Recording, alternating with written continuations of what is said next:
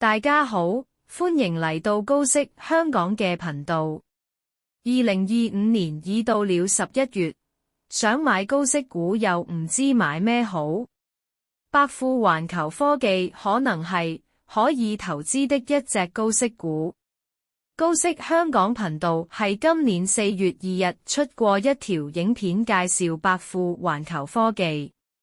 今條影片高息香港頻道會簡單睇睇呢間公司在2025年8月18日公布的中期業績，同埋分享我們對呢間公司最新看法。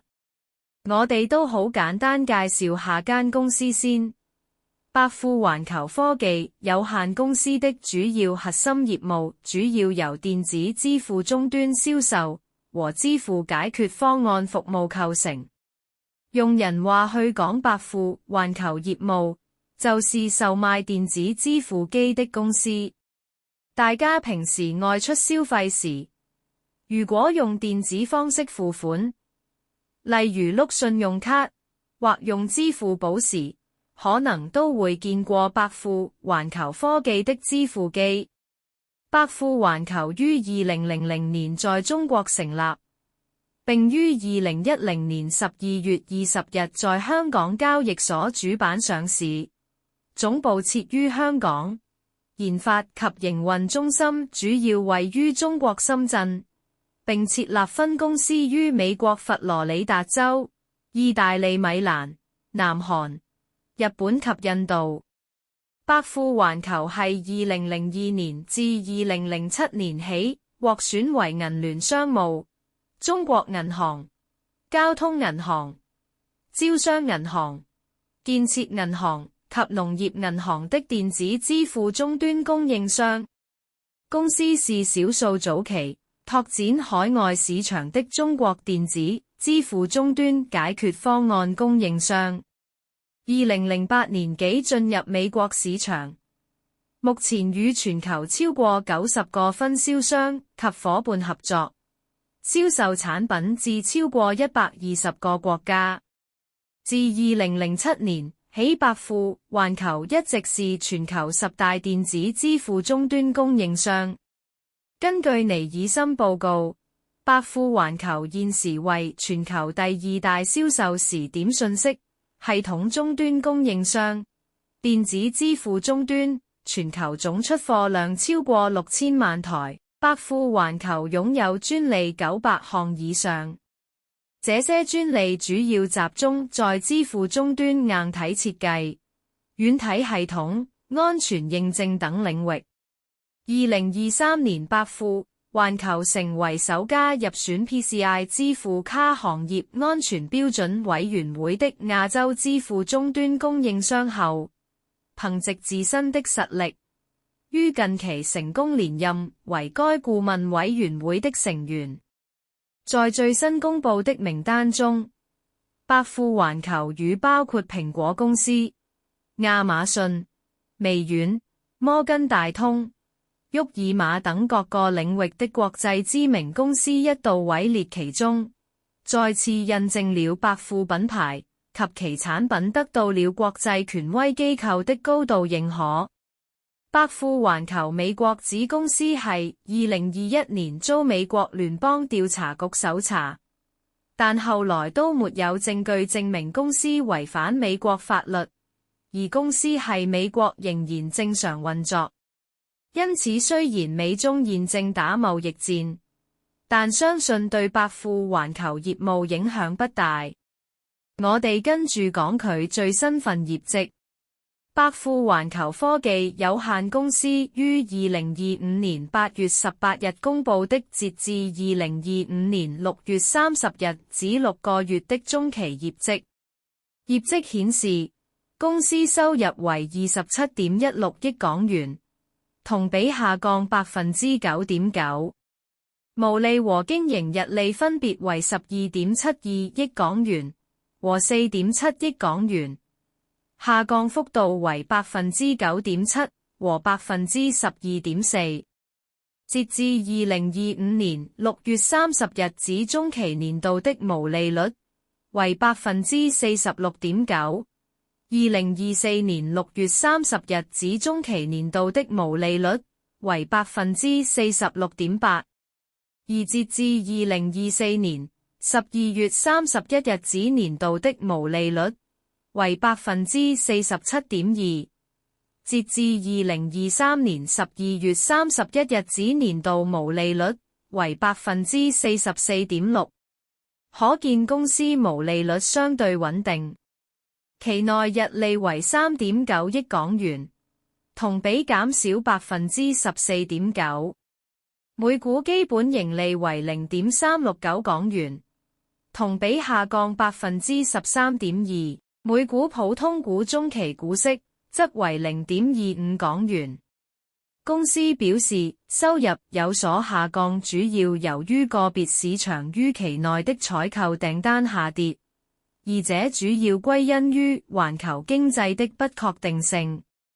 我哋頻道就認為真正的原因係公司不願意內卷，而減少毛利率，因此流失了部分對價格敏感的顧客。百富環球主要於香港、中國、香港、澳門及台灣除外，美國及意大利經營。我哋比較返2025年及2024年的中期業績，呢四大地域的收入及利潤，發現只有香港及其他地區這個大地域的業績上升。香港及其他地區的經營溢利由2024年的 1.71 億上升至2025年的 3.26 億。中國及意大利地區的經營溢利均下跌。美國地區的經營虧損在2025年比2024年更上升不少。公司未來能不能重回增長，或者至少穩住業績？從財報的表述以及網上論壇的分析來看，最大的看點似乎是穩定幣帶來的換機需求以及軟體服務增量。半年財報新增了對於穩定幣的展望。這部分之前是沒有的，可以看出管理層對這部分是有期望的。香港穩定幣條例在2025年8月1日正式生效，並開放了穩定幣發行人牌照的申請。不過，目前香港金融管理局尚未正式頒發任何穩定幣支付牌照，首批牌照預計最快也要到2026年年初才會發出。事實上，我哋唔認為穩定幣概念係現時可以帶俾百富咩嘢收入，因為現時都未可以使用穩定幣付款，因此穩定幣帶來的換機需求以及軟體服務增量至今只是期望，未可以幫助公司賺錢。高息香港認為百富環球未來係環球市場中大幅提升收入及毛利可能性不大，因為好多地方都有內卷，顧客因美國中國打貿易戰而希望減少電子支付服務的開支。百富環球唔大減價會流失了部分對價格敏感的顧客，但幸好百富環球在中國、香港、澳門等地有一堆長期客戶。截至2025年6月30日止6個月，為數約 2.32 億港元的收入乃來自最大客戶，該等收入佔總收入的 8.6%， 並歸屬於香港業務分類。而為數約 1.77 億港元的收入乃來自第二大客戶，該等收入佔總收入的 6.5%， 並歸屬於美國業務分類。因此估計公司未來業績可能仍會下跌，但只要留得住長期客戶，好似大家都認識的內地銀行，就問題不大。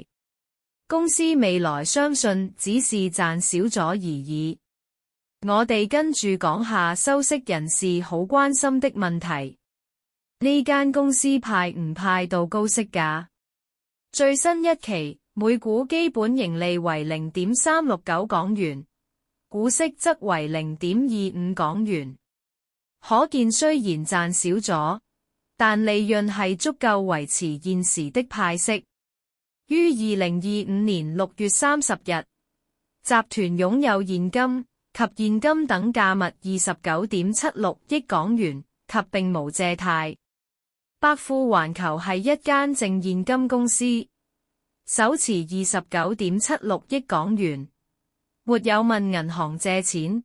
單計手上現金都夠派5年股息。沒有問銀行借錢，又唔需要擔心利息支出影響派息。此外，公司上市多年，每半年派息一次，已經維持10年時間的派息紀錄，而且一直在提升派息比例及金額以回饋股東。今年有段時間市場因為新聞而炒作有穩定幣概念的股票。百富環球科技一度俾人炒上8月中高位 7.12 港元，而穩定幣概念的股票炒作完一輪後，百富環球科技股價反覆下跌，暫時係2025年11月5日低見 5.2 港元一股，由8月中見到高位 7.12 港元後，股價下跌至 5.2 港元計，已經下跌了約 26.9%。可以預期百富環球科技下次派息又是 0.25 港元。用最近一年派息 0.5 港元計算，以2025年11月7日收市價 5.39 元計算，股息率約為 9.2 厘。於截至2025年6月30日止6個月內，百富環球回購了 216.2 萬股普通股，總代價為986萬港元，每股代價為 4.33 至 5.01 港元。通常一間公司大股東覺得自己股價低過自己真實價值先會出手回購，因此收息人士可以參考埋呢個數據。此外，我們可以參考埋公司第二大股東的增持記錄。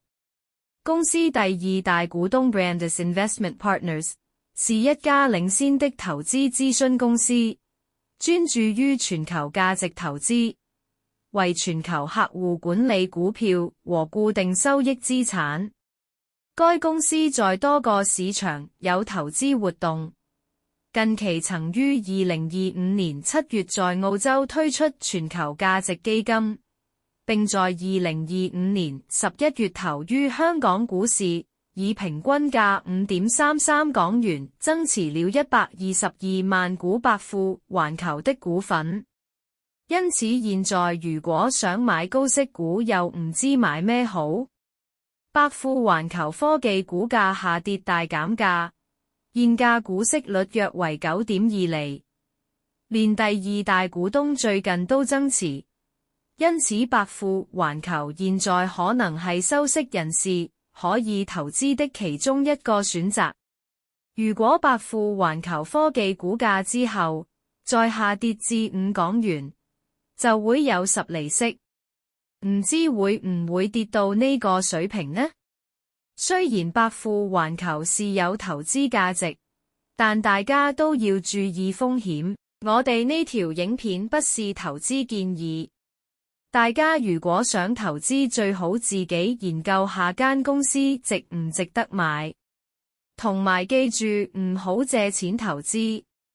仲有就係唔好投放太多資金去單一隻股票去收息，因為任何公司就算以往表現幾好派幾多息，都唔保證下次一定會派息。大家一定要做好風險管理。大家買股票前可以自己做一個簡單的壓力測試，就是假設如果自己想買的股票買入後股價跌至0又唔會有息派，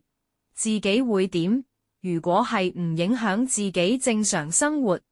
唔會瞓唔到、食唔到嘢就可以了。相反，如果會影響到自己生活，咁大家就唔應該進行呢次的投資。你而家睇緊嘅頻道係高息香港，係一個講下點樣搵多啲錢嘅頻道。例如我哋會介紹下不同嘅收息方法，例如房託、收息股、債券、指數型股票基金等等。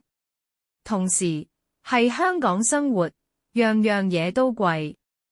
除咗開源，我哋都可以諗下點樣節流。因此我哋呢個頻道都會介紹不同嘅優惠資訊俾大家，例如係香港及大灣區嘅優惠。希望今次呢條片可以分享到一啲資訊同諗法俾大家。唔知大家又點睇百富環球呢一隻股票呢？你又會唔會持有嚟收息呢？歡迎留言話俾我哋聽你嘅睇法。喜歡呢條片請按讚、訂閱及分享呢個頻道俾你嘅朋友，謝謝。我哋下次再見，拜拜。